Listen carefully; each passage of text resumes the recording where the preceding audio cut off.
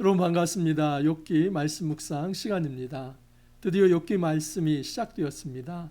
오늘부터 시작해서 12월 20일까지 욥기 말씀 함께 묵상하도록 하겠습니다. 우리 욥기 말씀 읽어갈 때 1장과 2장 매우 재밌습니다. 이야기체이기 때문입니다. 그리고 42장도 다시 회복되는 거 좀 받아들일 만하고 이해할 수 있습니다. 그런데 3장부터 41장까지는 도대체 목사님 너무 많이 반복되는 것 같아요.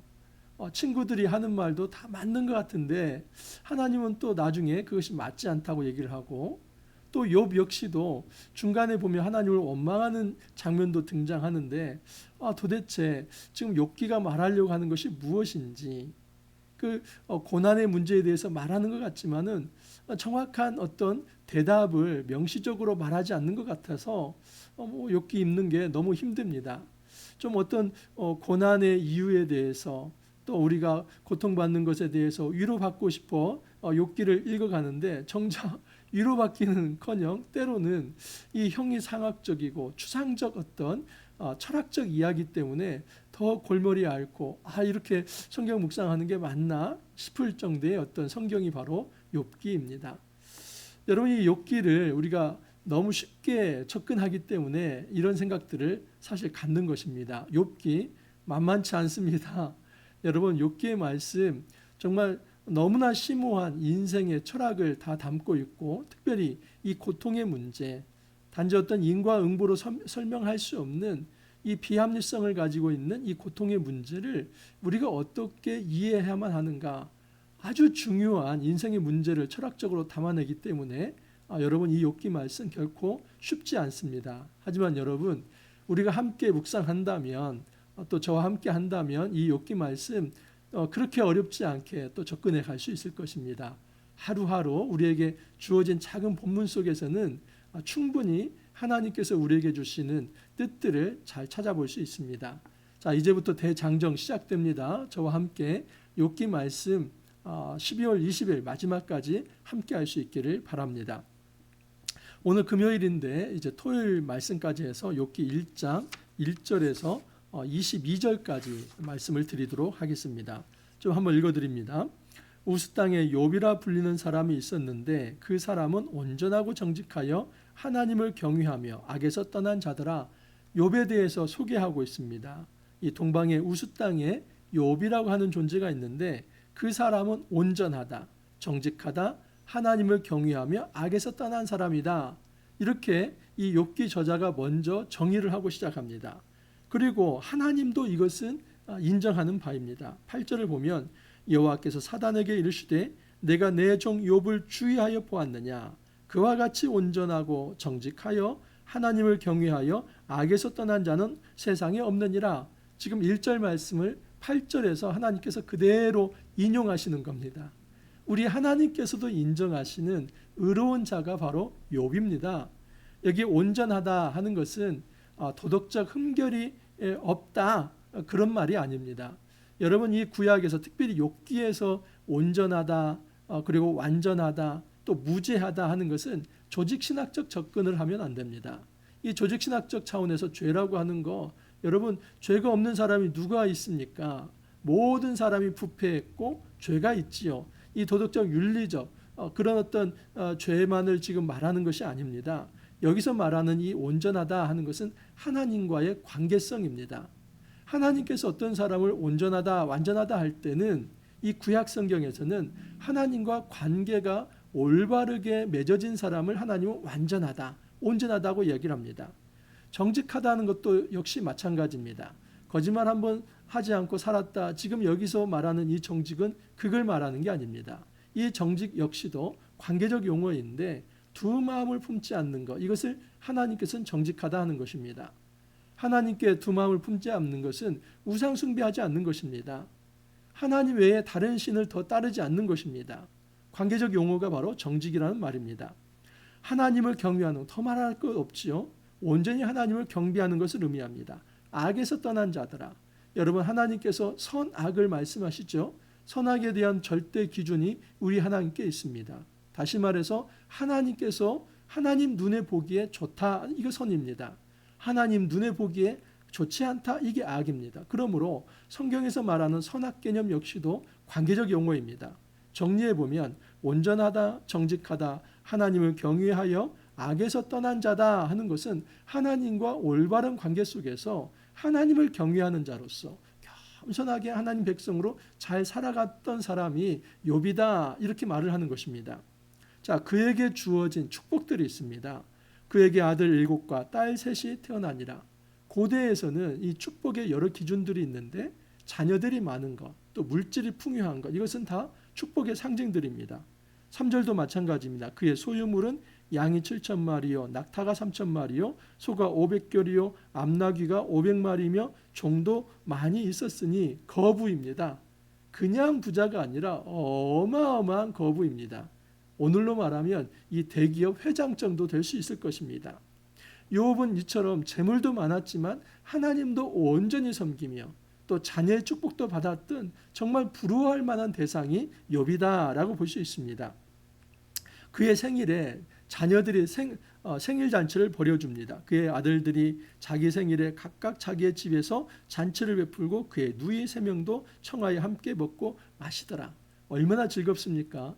이처럼 여러분 풍요하고 또 향락을 즐길 수 있는 것 욥에게 있어서는 특권과 같은 것입니다. 자, 그런데 욥은 이렇게 풍요 속에서 향락에 취하며 그리고 하나님을 떠나는 그런 존재가 아니라는 것을 지금 5절 이하에서 이야기합니다.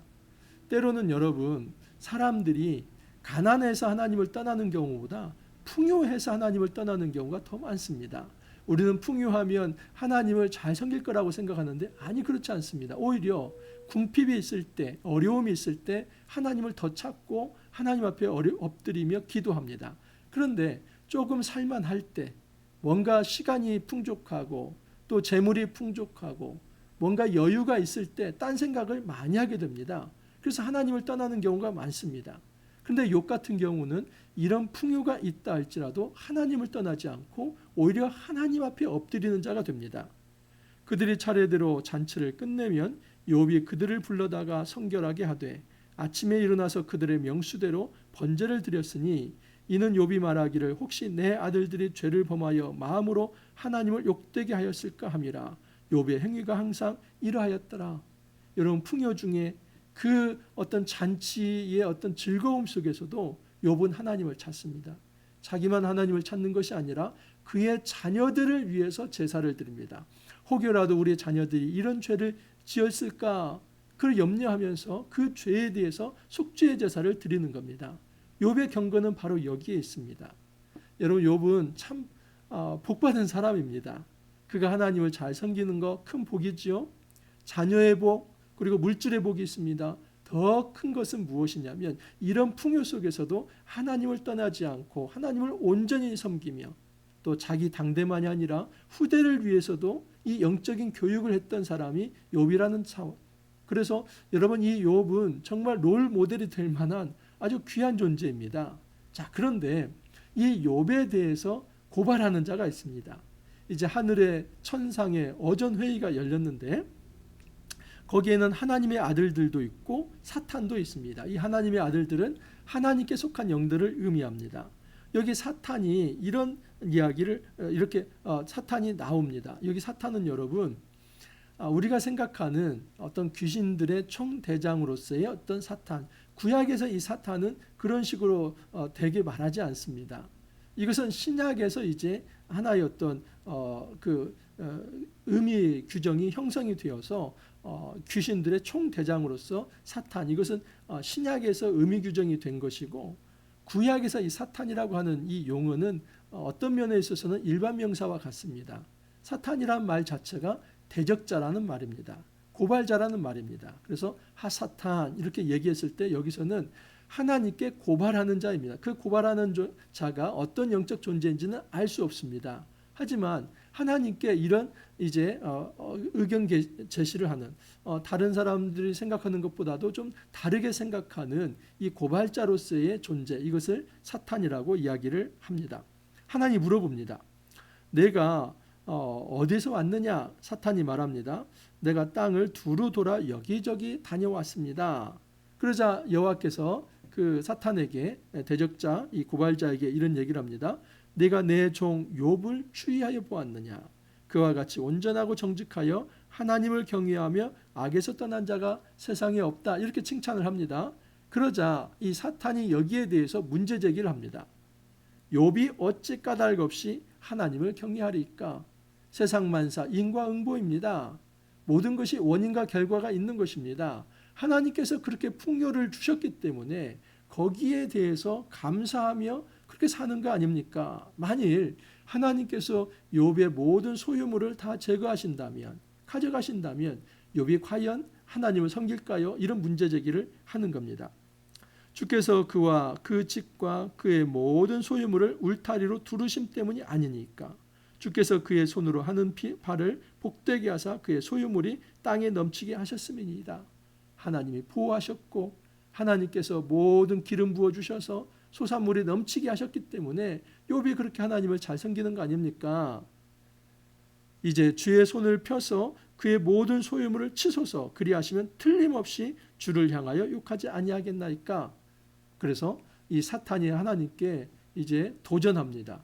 하나님이 만약에 욥의 소유물을 치신다면 반드시 욥은 하나님 앞에 이제 하나님을 원망하면서 하나님을 떠날 것입니다. 이런 얘기를 합니다.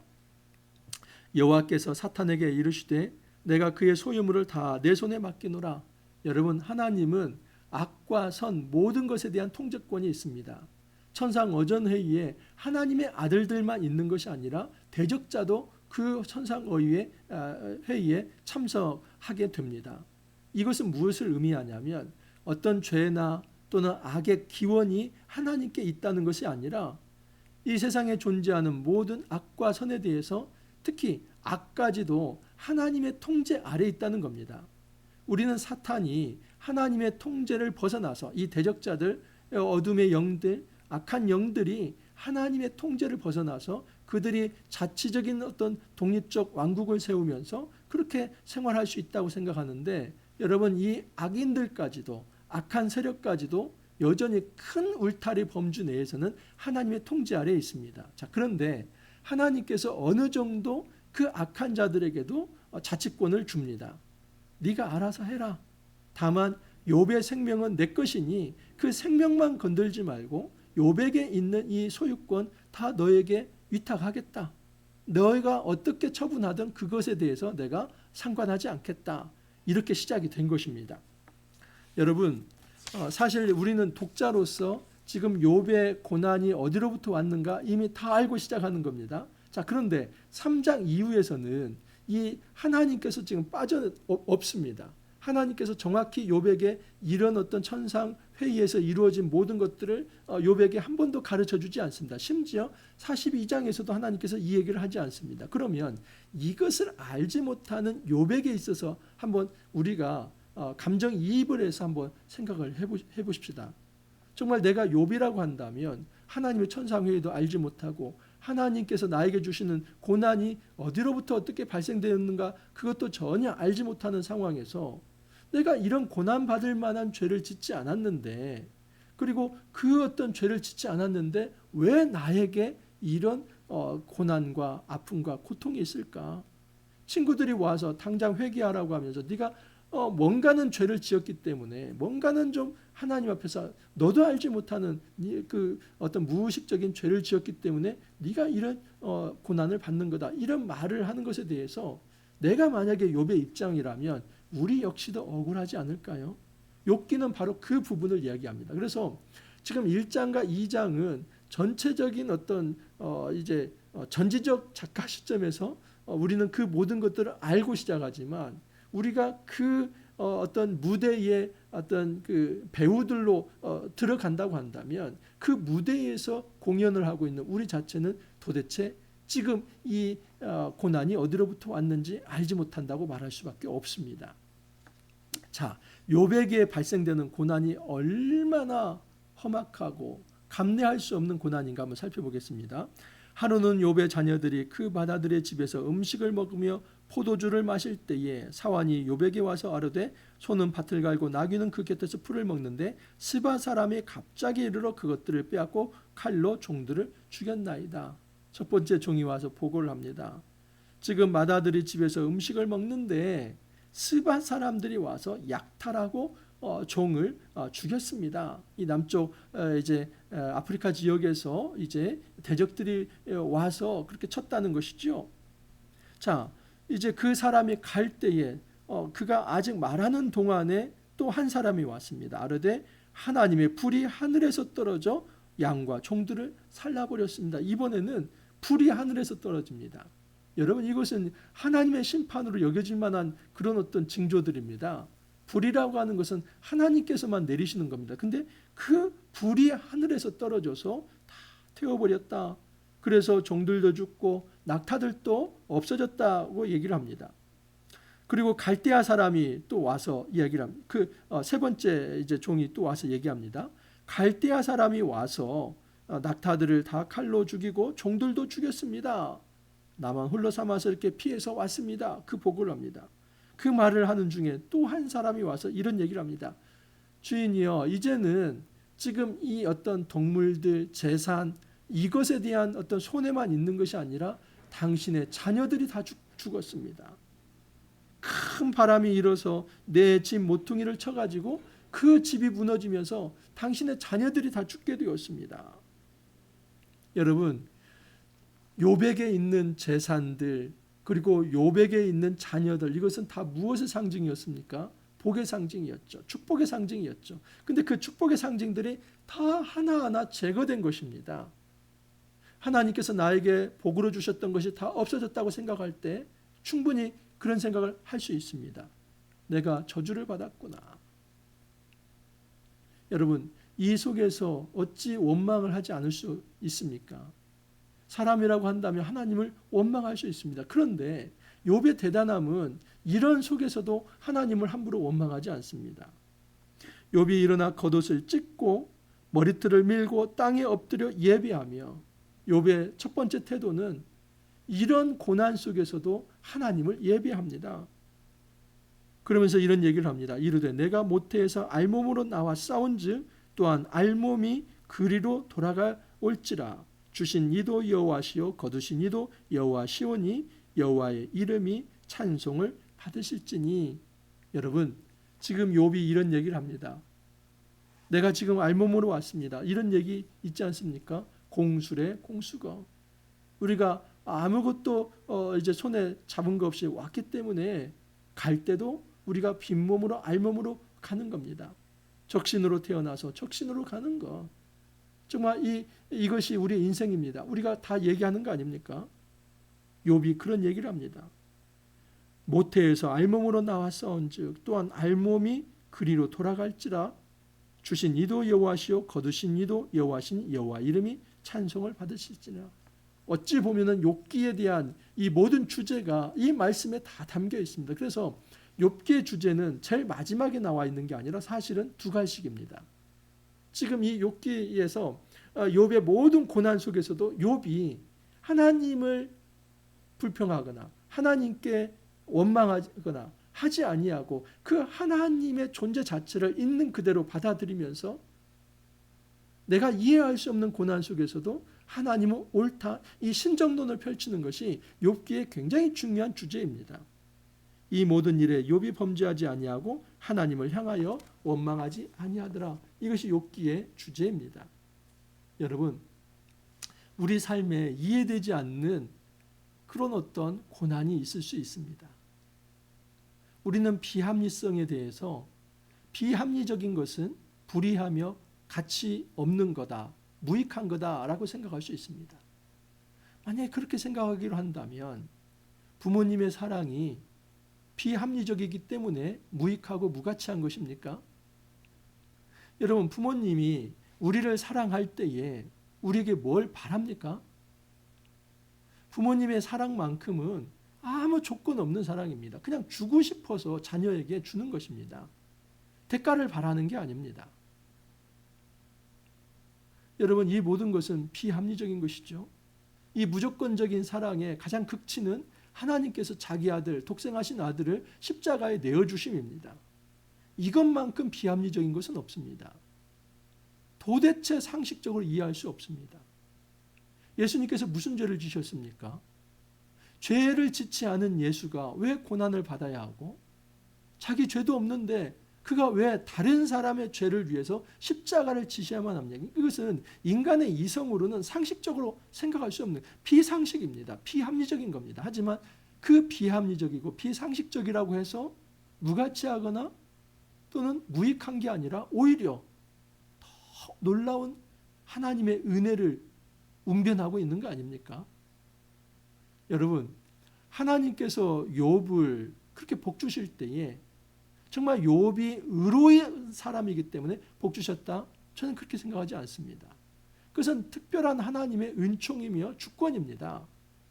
하나님께서 그의 백성들을 살피실 때에 그의 백성이 다 옳고 100% 하나님 앞에서 아무 흠도 없기 때문에 그것에 대한 보응으로서 하나님께서 좋은 것을 채우신다? 그렇지 않습니다. 우리가 얼마나 잘나서 하나님 앞에 구원을 받습니까? 그런 거 아니지 않습니까? 우리가 잘나서 우리가 그럴 만한 자격이 있어서 구원받는 것이 아니라 처음부터 끝까지 하나님의 은혜 아닙니까? 이 은혜라고 하는 것은 비합리성입니다. 그 하나님의 주권에 속한 것이고 하나님의 사랑입니다. 그렇다면 우리도 비합리성을 가지고 좀 하나님을 섬기는 것이 뭐가 잘못된 겁니까? 때로는 고난이 있다 할지라도 하나님께서 오르십니다. 하나님께서 바르십니다. 제가 이해할 수는 없지만 하나님께서 뭔가 뜻이 있어서 이런 일이 있겠지요. 하나님을 원망하지 않고 내 이성으로 합리적으로 이해가 되지 않는다 할지라도 그 하나님을 찬양하는 것이 그게 왜 잘못된 것입니까? 그렇게 해야지요. 하나님께서 우리에게 그런 사랑을 주셨기 때문에 우리도 때로는 비합리성을 가진 사랑 표현이 필요한 것입니다. 다 이해되지 않지만 하나님께서 바르십니다. 하나님께서 오르십니다. 이건 신정론입니다. 신이 옳다 해서 신정론 그런 겁니다. 어떤 순간에서도 하나님께서 오르십니다.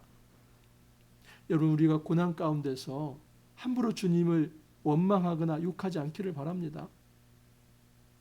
우리가 죄가 없다 할지라도 고난이 있을 수 있습니다. 하나님께서 의로우시고 우리도 의롭지만 때로는 우리 안에 고통과 고난이 있을 수 있습니다. 때로는 이해할 수 없는 것이지만 하나님의 깊으신 뜻이 또 담겨 있을 수 있습니다.